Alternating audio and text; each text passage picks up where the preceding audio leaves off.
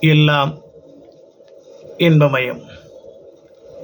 இறைவன் படைப்பிலே நமக்கு கண்களை கொடுத்திருக்கிறான்.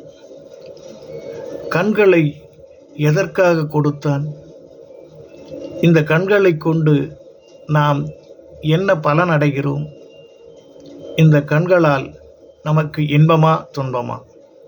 இந்த விஷயங்களை நாம் ஆராய்ந்தால் விடையில்லை.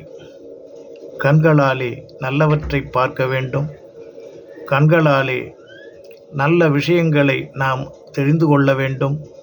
கண்கள் நமக்கு வழிகாட்டியாக அமைகிறது.